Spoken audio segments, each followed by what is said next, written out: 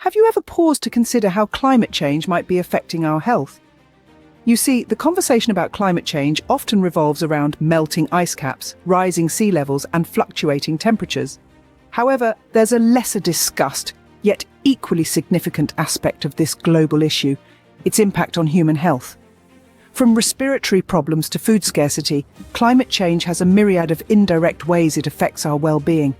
In this video, we'll explore real-life case studies that illustrate the profound impact of climate change on health. Climate change has direct impacts on our health that might surprise you. Let's first consider heat-related illnesses and deaths. As the mercury rises, so does the frequency of heat strokes, dehydration, and even fatalities. During the summer of 2022, Europe experienced a heat wave with temperatures soaring above 40 degrees Celsius. This led to a staggering increase in hospital admissions, with many suffering from severe dehydration and heat stroke. Then there's the issue of allergens. Longer, warmer seasons mean that plants have more time to mature and release pollen. For those with allergies, this extension in pollen season can be a nightmare, causing prolonged bouts of sneezing, itching, and wheezing.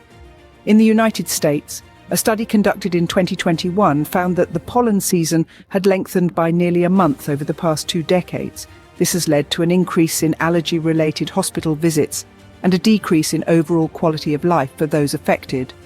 Perhaps the most chilling impact, however, comes from the small creatures we often overlook: insects like mosquitoes and ticks. As climates change, these disease carriers are able to migrate into new areas, spreading illnesses like Lyme disease and Zika virus. For instance, in Canada, a country once considered too cold for such insects, there has been a recent surge in tick populations, leading to an increase in cases of Lyme disease. These case studies are not isolated incidents, but part of a larger, more concerning pattern. From the sweltering heat waves in Europe to the extended allergy seasons in the United States and the spread of vector-borne diseases in Canada, we see the tangible, direct impacts of climate change on our health. It's not just about the environment. It's about our well-being, our quality of life, and our very survival. These direct impacts are alarming, but they're just the tip of the iceberg. The indirect impacts of climate change on health can be even more insidious. Now, let's take a look at how these indirect effects manifest. First, consider the impact climate change has on our food and water supplies. As global temperatures rise, we're seeing more and more droughts. These droughts can decimate crops, leading to food shortages. Now imagine a family in a rural area, heavily reliant on their own produce. A prolonged drought could mean a significant reduction in their food supply, leading to malnutrition over time. And it's not just food that's affected. Water supplies too are at risk. Droughts can dry up rivers and lakes, and rising sea levels can contaminate freshwater supplies. This scarcity and contamination can lead to waterborne diseases. For instance, in Bangladesh, rising sea levels have infiltrated freshwater sources, causing an increase in cases of diarrhea and cholera. Next, let's discuss the impact of extreme weather events. We're all familiar with the physical damage caused by hurricanes, floods, and wildfires. But have you ever stopped to consider the personal injuries, displacement, and mental health issues they can cause? Take the case of Hurricane Katrina, which struck New Orleans in 2005. The hurricane displaced over 1 million people from their homes. This displacement not only caused immediate stress and anxiety, but also had long-term effects on mental health. Studies showed a significant increase in cases of post-traumatic stress disorder and depression among those affected. But it's not just large-scale disasters that can cause these issues. Even smaller events like heat waves can lead to heat-related illnesses and increased stress levels. In Europe's heat wave of 2003, there were an estimated 70,000 excess deaths, many due to heat stroke and cardiovascular disease. As you can see, the health impacts of climate change are far-reaching and complex. These indirect effects may not be as immediately visible as the direct impacts, but they're equally, if not more, destructive, and they are only set to worsen unless we take action to mitigate climate change. It's important to note that the health impacts of climate change are not evenly distributed. The ravages of climate change are not experienced equally by all.